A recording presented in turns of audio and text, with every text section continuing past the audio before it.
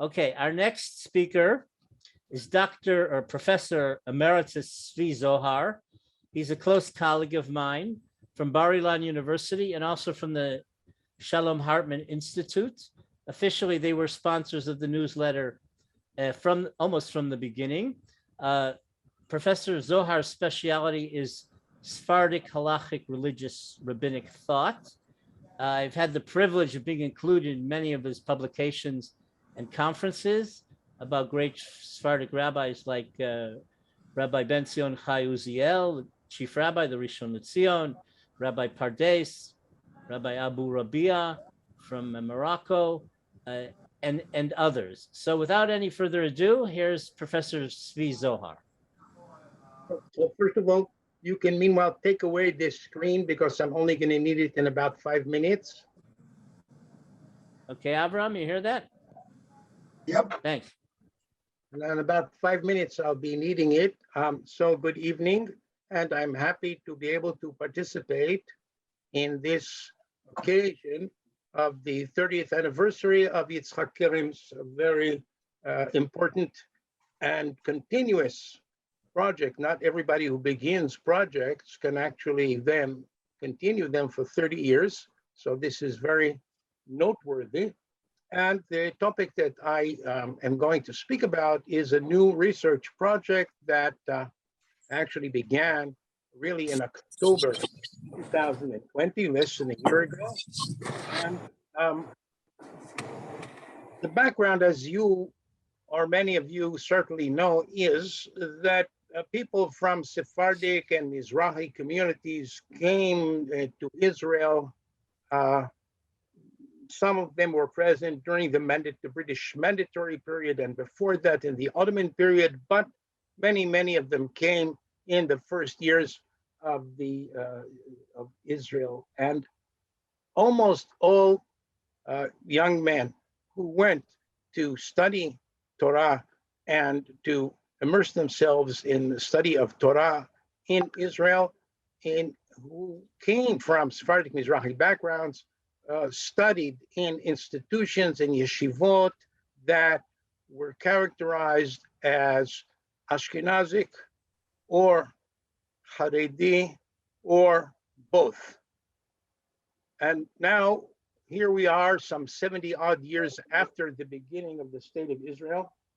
And it's more or less safe to say that almost it would be very rare to find someone who is a person with a Sephardic sounding name or a Mizrahi sounding name and is a rabbi in Israel who has not gone through the process of studying in Ashkenazi and Haredi yeshivot or in Sephardi yeshivot that are Sephardim Haredim and so on. So the question is, to what extent are these people Sephardic except in name? Is it reasonable that after so many years of acculturation in the Haredi Ashkenazic framework, these people or some of them will have retained or have preserved or manifest in any way the classic Sephardic orientation, for instance, of the great Rabbi Uziel that Yitzhak mentioned a couple of minutes ago. Since I am engaged for many years in study of the Sephardic Mizrahi rabbis in recent centuries, my position for many years was that it would be a waste of my time to study these people. Look, the head of the Breslav Hasidic movement in Israel today, Rabbi Arosh, is from Moroccan origin. So he has a Moroccan name, but his outlook is Breslav, and so on. Aryeh Deri studied in Ashkenazi yeshivot. His great hero was Rabbi Shach.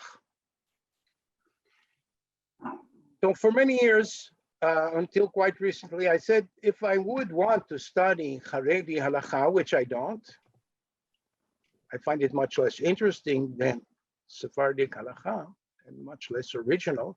But if I would want to study that, I would go to the original and study Rabbi Yoshi, Rabbi Shach, all of these Ashkenazic Haredi great rabbis. But since I didn't, I had enough things to do. But in recent years, a couple of maybe 2.5 years ago, I began to notice certain uh, writings by certain rabbis with Sephardic names that also had some characteristics of the classic Sephardic attitude. For instance, um, Rabbi Idan ben Ephraim wrote a book who came and he studied in the institutions under the patronage of Rabbi Obadiah Yosef. He published a book called Dor Tahapuchot, which is the first and to my mind the only halachic work today to date which deals with the issue of transgender people. Okay, and he says in the introduction, how did this come about? Because he was teaching a class of young men who were increasing their attachment to Torah and observance. Okay, in Ashkenazic circles, we have lachazor b'tshuva, which is sort of like a binary switch from secular to Haredi. But in Sephardic circles, we have lehitchazek, to become stronger. There's a continuum, and people can move on the continuum in the direction of more and more observance and commitment to Jewish practice and life. So he was teaching a group of such young men, and one of them came to me. He said, "Look, I really enjoy so much your teachings, and I really enjoy my new attachment to the Jewish tradition and observance of mitzvot." He said, and actually, I told all this to my brother, and my brother said that it sounds very interesting to him also, and he would like to join. The only issue is that meanwhile, my brother has become my sister. And he went through a process of changing his, first of all, his psychological gender identity, and then the physical identity. And he doesn't know if he will now come study. Under what category will he be? In a traditional synagogue, on which side of the mechitza should he sit? Okay, and so Rabbi Idan ben Ephraim said, okay, that's an excellent question. I'll go and ask the various rabbis. And he went and asked the various rabbis, and he says that none of them knew anything about this. They didn't have the conceptual within the tradition to deal. He said he has to do it, so he wrote this book.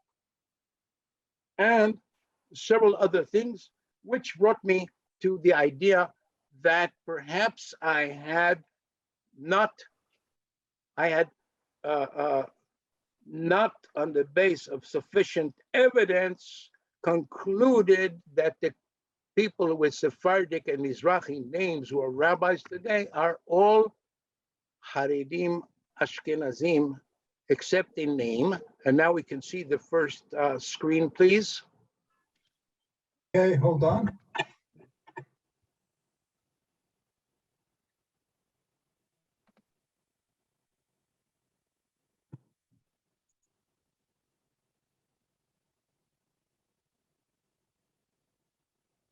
Sorry. Okay, no, that's not it. Okay, that's it. If you can enlarge it slightly, that would be good.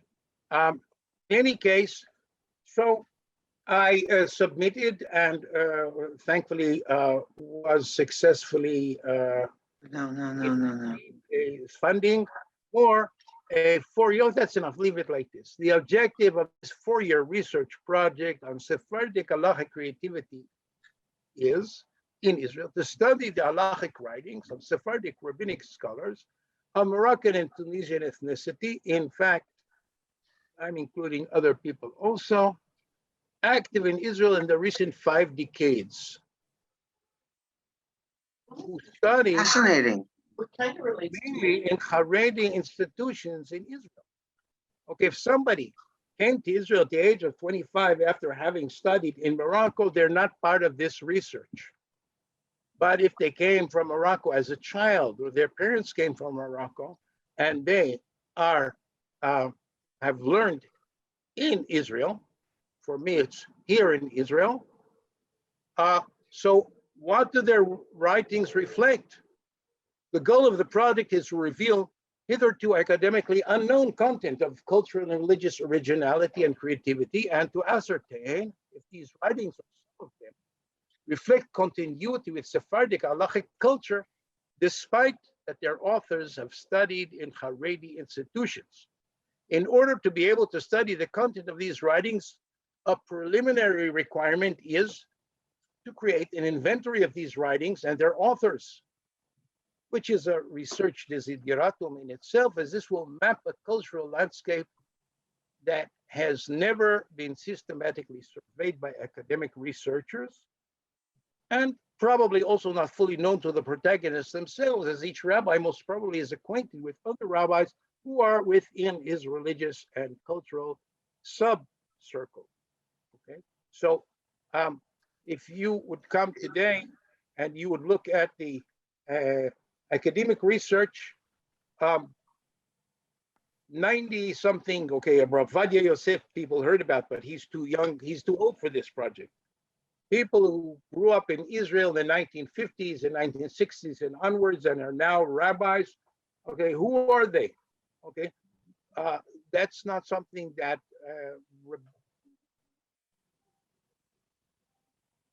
that has been the topic of academic research. And I, in the bottom right, I estimate the scope of this literature and printed over 500 volumes. Meanwhile, as we've begun mapping, I can tell you that it's certainly closer to 1,500 volumes. Just to give an example, before I began this project, I didn't know about the existence, for example, of a certain Rabbi Benayahu Dayan, whose family originated in Iraq, but he grew up and studied in Israel. And he published in 1995 the first volume of a responsa called Divrei Benayahu. And in the latest edition of Otzar HaChochma, which is a wonderful database of rabbinic literature, we have a Divrei Benayahu, volume 32. Okay, so here we have somebody who most people in Israel and scholars and many rabbis haven't even heard of, because he works within certain frameworks, who has published 32 volumes of responsa over the past less than 30 years. And this is an impressive achievement in its own right, but not so many volumes, but many hundreds of authors have published halachic works over this period. So the first thing is to map who they are, what works they did, which other rabbis were in contact with them, where they studied, and so on. Zvi, I want to interrupt a second. Where can we find some of these volumes of his works? All of these volumes, or more than 90% of these volumes, are in Otzar HaChochma. They're available online in Otzar HaChochma. Okay, but you have to look and find them. Because Otzar HaChochma has works by thousands of rabbis from the beginning of rabbinic literature until our time, of all types and the times and places. Okay, now we can move to the second screen, please. Look down further in the same document. Okay. The expected significance of the achievement of these objectives is the discovery of a broad range of halachic creativity that has until now been almost completely terra incognita, both for academic researchers and for the Israeli public in general. This will lead, hopefully, to a less stereotypical and more nuanced understanding of Sephardic and especially Haredi Sephardic halacha in current and recent times, and enable us to see the spectrum of discontinuity / continuity of Sephardic halachic tradition, as opposed to assimilation by Sephardic rabbis to Haredi models and parameters of halacha. it is hoped that in the course of reading and analyzing these texts, there will become manifest content of significant cultural and religious creativity that will enrich the world of Israeli and Jewish culture at large. And I'll conclude by showing you a partial screenshot of the main screen of the database that we're working on, which is a bit hard to see on this size. Okay, so you see that the second column from the left has the names of rabbis. This is a section of rabbis whose names end with the letters Zayin and Het and Tet of the Hebrew alphabet. So part of the information is where did they live? Relationship with senior rabbis, for instance, who gave them haskamot, approbation to their works. Relationship with other rabbis that, for the younger generations to them, 10 years, where did they teach and study and what was their employment? And so on. There are various categories. And of course, further on are the books that they authored, the titles, and over time, more about the content of these books. So I'll stop here, and if anybody wants to ask questions, perhaps a couple of minutes.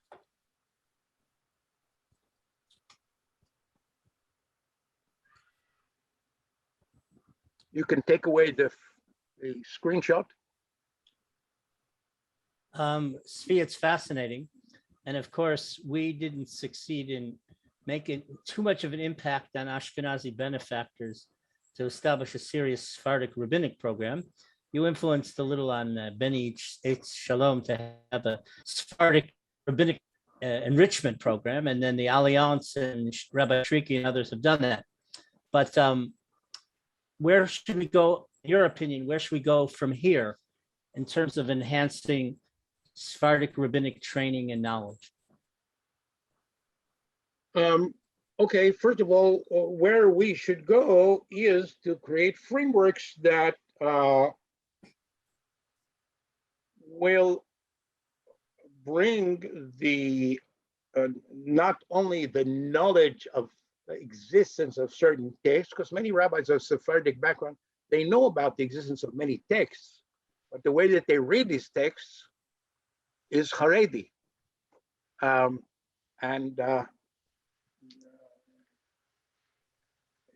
So I was just having a discussion earlier on with one of my research assistants, who's a young Sephardic Haredi rabbi, and we spoke at length about a certain great scholar called Rabbi Yaakov Sofer, who consistently has great knowledge of Sephardic works and consistently says that you have to follow the more machmir, the more stringent opinion. And if the Rabbi Yosef Karo himself has a lenient opinion, that doesn't mean anything. We have to follow the stringent opinions, and that's the true Sephardic way. Earlier, I saw that Professor Margalit Bejerano asked if this project is about Sephardic rabbis in Israel only, and at this point, the answer is yes, although I know that Margalit and is very much aware of the situation in South America, where there is, in recent decades, a whole flowering of people also from Sephardic families who have adopted a Haredi or Shas style outlook, but that's a different ballpark, which is worthy of research, but Be'ezrat Hashem, we'll get to that subsequently. Any other questions? Okay.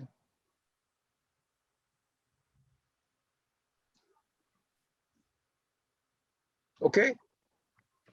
So Okay. I will conclude by saying that if, of course, the program is that after we go through this material to have conferences and publications and so on, and if any one of you knows anybody who would be interested in this topic, and if you have any ideas or suggestions and so on, I would, of course, be happy to hear from you.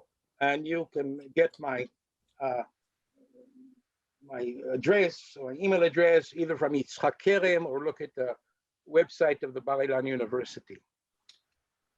Thank you, Zvi. Thank you, Zvi, Professor Zvi Zohar. Thank you very much. Not only have you enlightened us this evening, but you've enlightened us in the last 40 years. I'm glad to be your colleague, and hopefully we'll have many more decades of productive collaboration. And this is an immense new paradigm, an immense field, and for sure we have a lot to learn from this. Thank you very much.